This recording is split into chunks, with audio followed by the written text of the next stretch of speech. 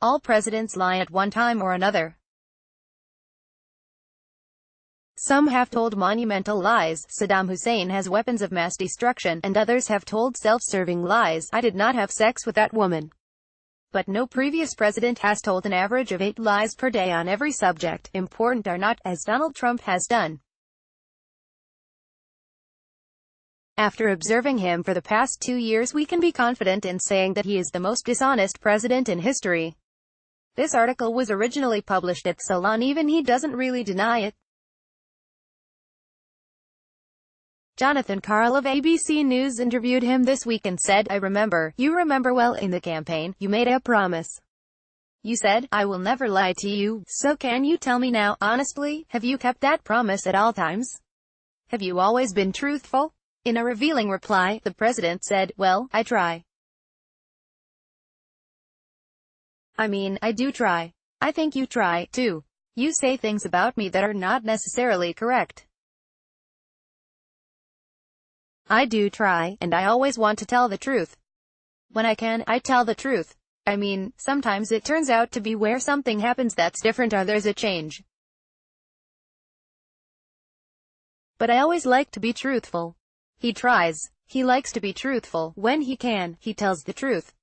Apparently, most of the time he cannot. And we know why.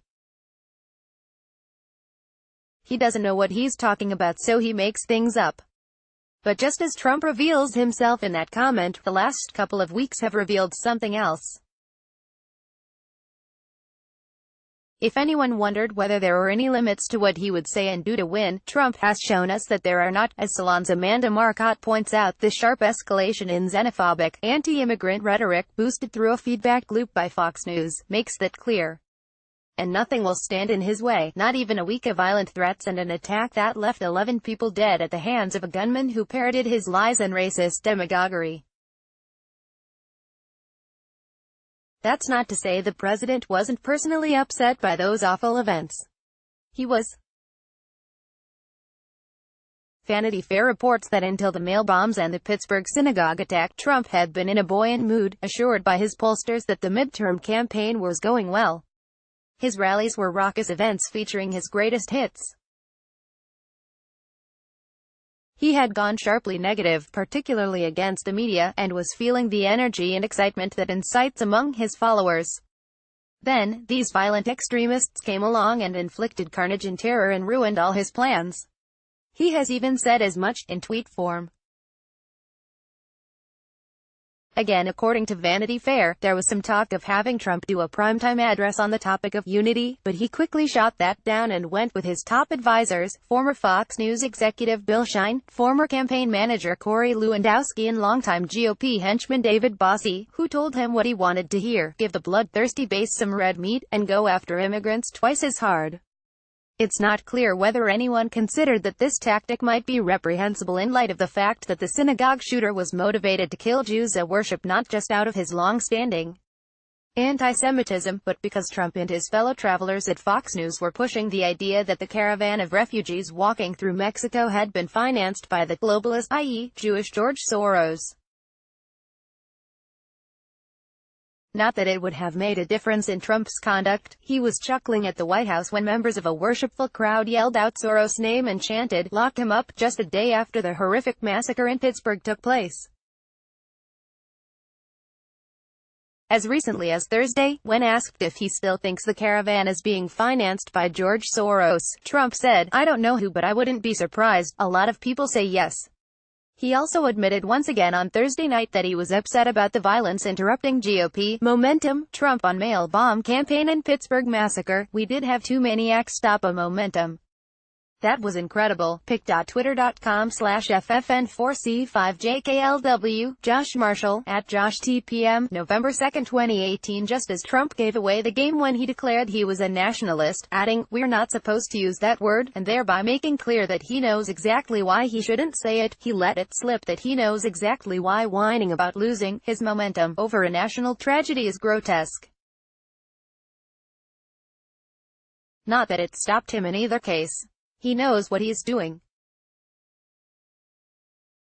since he is so thoroughly entwined with Fox News that it's impossible to know where he begins and it ends, and since his rally-goers are enraptured by his every utterance, he believes that there are more than enough people like him in America and that if he can light a fire under them he can win this election.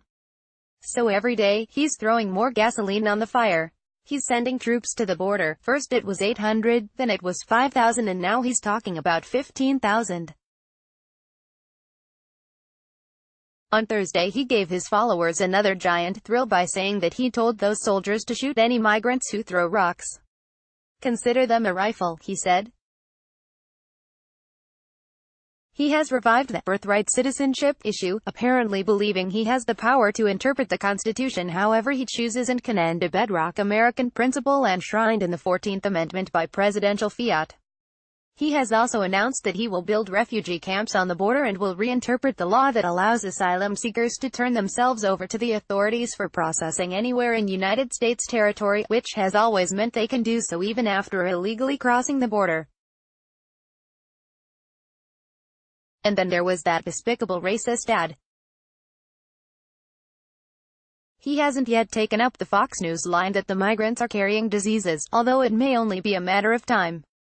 At the moment he is content with portraying this ragtag group of desperate people, many of them mothers with children, as criminals and terrorists who are invading the country. Axios interviewed the president for a TV show to be aired this weekend on HBO and posted this excerpt. Axios, tens of thousands of people go into a stadium to listen to you, and then people go on social media and they get themselves so jazzed up. There's got to be a part of you that's like, damn it, I'm scared that someone is gonna take it too far. Trump, it's my only form of fighting back.